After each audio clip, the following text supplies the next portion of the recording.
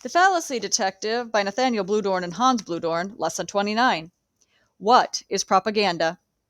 Advertisers are always looking for ways to pressure us to buy their products. Manufacturers design everything from automobiles to bars of soap in ways which make them appear irresistible. Buy Swiss springtime soap. It makes you feel all clean and fresh. Manufacturers make their automobiles look more tough, more luxurious, or more trendy, all to make us want to buy them. BMW, the ultimate driving machine. In the courtroom, lawyers give the jury more and more reasons to side with them in the case. This criminal is so low that he would steal from his own mother. These are all examples of propaganda.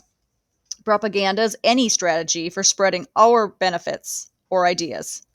Propaganda can be found in a political speech, a television show, or advertisement, and many other places. Propagandists use many different methods to spread their ideas. We call these propaganda techniques. Propaganda is not always bad. There is nothing necessarily wrong with spreading our ideas and encouraging people to buy our product, as long as we do it honestly. Unfortunately, sometimes the reasons people give us to buy their product, vote for their candidate, or do what they want aren't very good. A truck dealer will pressure us to buy his truck because it looks tougher, not because it necessarily is tougher.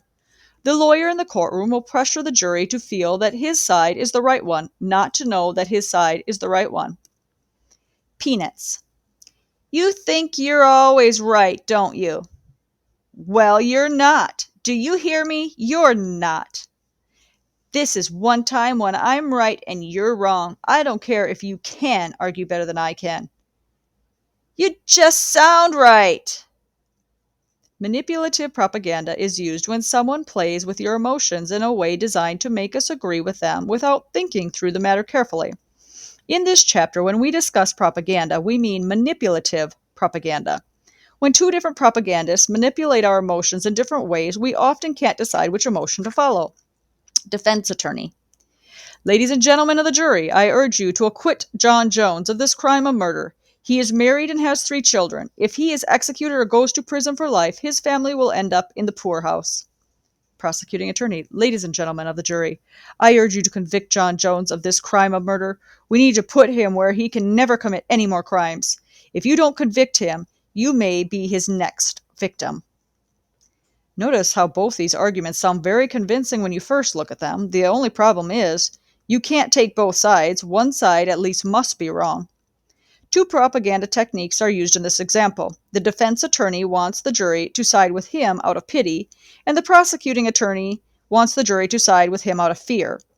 Neither attorney addresses the real issue, the issue that the jury is supposed to decide, whether John Jones actually committed the crime. Manipulative propaganda is like a red herring fallacy. It avoids the important issues that should be addressed, and it distracts us. When we think we are being manipulated by propaganda, it is useful to ask ourselves, is this person actually proving what he is saying? Or is he merely giving me the impression that he has proven it to me? Is what he is saying relevant? This chapter gives you tools and names to make you more aware of the emotions in advertisements and political speeches. We want you to make better decisions when you buy something or vote for somebody. Illustrations by Rob Corley. Did you know every hour you watch TV lowers your life expectancy by 10 seconds? There could be studies that prove this.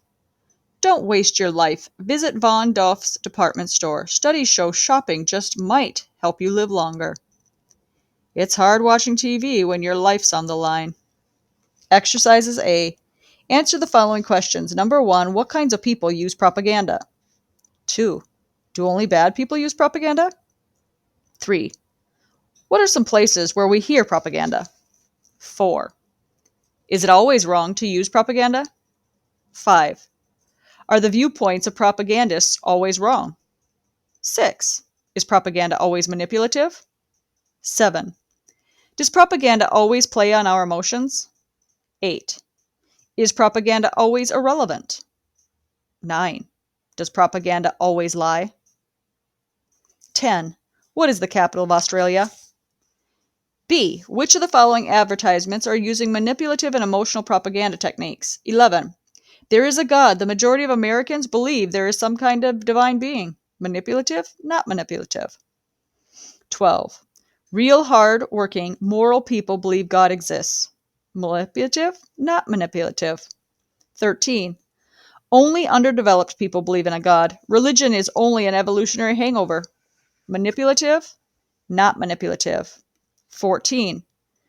God does not exist because I can prove it. Manipulative, not manipulative. 15. Wouldn't you feel bad if you believed all your life that there was a God and then you found out when you died there wasn't one? Manipulative, not manipulative. 16. Pastor. Hitting pulpit with the Bible. There is a God, thump. There is a God, thump, thump. There is a God, thump, thump, thump. There is a God, thump, thump, thump, thump. Manipulative, not manipulative.